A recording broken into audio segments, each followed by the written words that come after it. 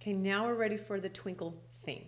Okay, that's just the song Twinkle Twinkle Little Star as we know it in its original version. And if this is your first exposure to repertoire, okay, this is going to feel nothing like the variations that we've been working on. Using the whole bow is an entirely different ball game than playing short bow strokes in the middle of the bow. Okay, now we involve more muscular movements, other parts of the arm, and now is a good time, if you haven't, to watch the tutorial on whole bow strokes. It's in the beginning lessons series, as well as maintaining a straight bow. I have a series on that, and you can easily find that in the index. So now this is the opportunity, and if this is your first song that you've learned, this is where you get to really sound like a violinist. Okay, so what characterizes the violin sound is that we're able to create a seamless sound. Okay, pianists cannot do this, guitarists can't do this. No matter what note they play, there is a natural decay, and they have to re-articulate to keep the sound going. Whereas as a violin player or another string player, we can just keep the bow moving and thereby keeping the sound continuing flowing out of the instrument for as long as we want to. So that only comes though when we're able to master the whole bow stroke. Okay, and as I said, that is a technique all into its own. It's not natural. It's not something that you can just easily do and say, well, okay, I'll just use all the bow now and have it completely accessible to you. You have to understand, you have to keep in mind many things having to do with the bow arm, contact, weight, and all those things. So let's do a little bit of preparation before we actually start working on the twinkle theme.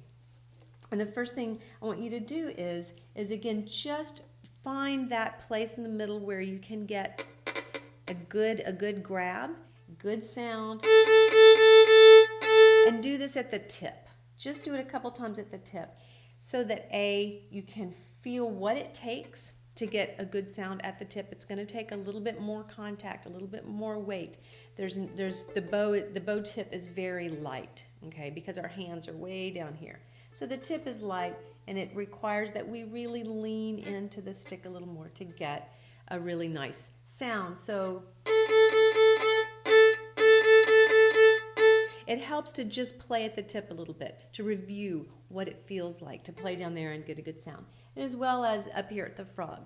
Starting to understand how the hand needs to be shaped, how the wrist needs to be bent a little bit, how the bow needs to tilt away a little bit at the frog to get, again, that optimal tone at the frog. Okay?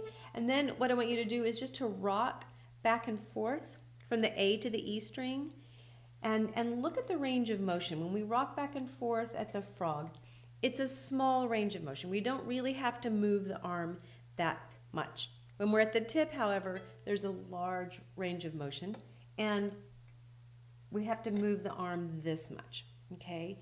So when we're playing the twinkle theme, at the end of each phrase, we're in a different part of the bow. So I'm going to go slowly and demonstrate this. And one of the keys to being able to use all your bow when you work on the twinkle theme is to find a tempo where it's manageable.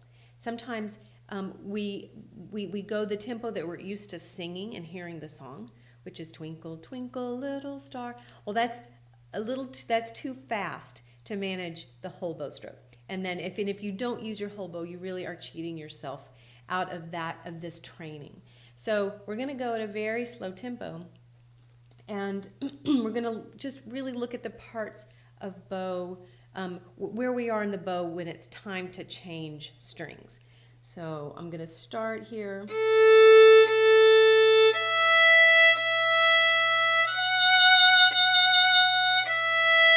Okay, now I'm going to be changing to the A string, and I have to put my third finger down, and I have to really engage the string at the tip.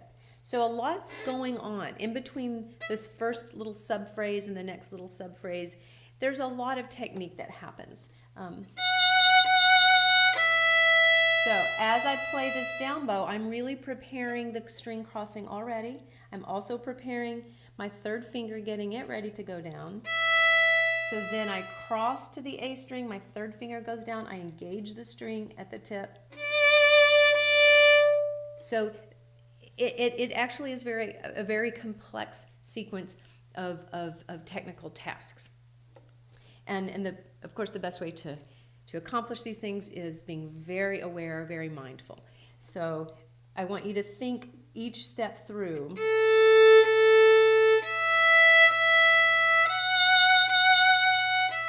Start your string crossing now, get third finger down, engage the string.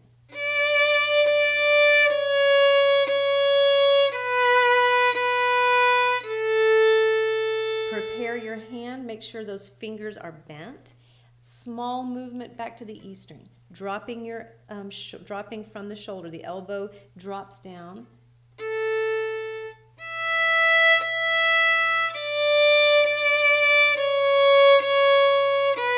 Now you're at the tip, and we're dropping down to a lower to the E string, which is down. So we're going to drop our arms again, re-engage the string at the tip, not losing sound just because we're at the tip, but make sure we really have good contact.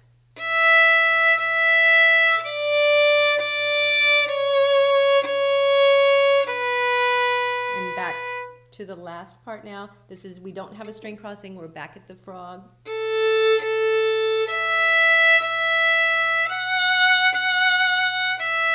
Same sequence of actions.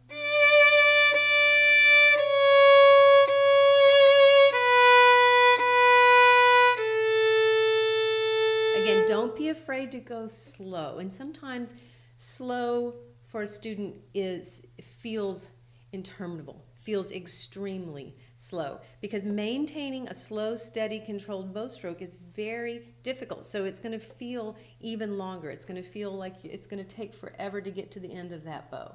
So, but work on that control. That's really what's going to make you sound like a polished player, is controlling slower bow strokes, using all the bow, being able to master the whole bow stroke.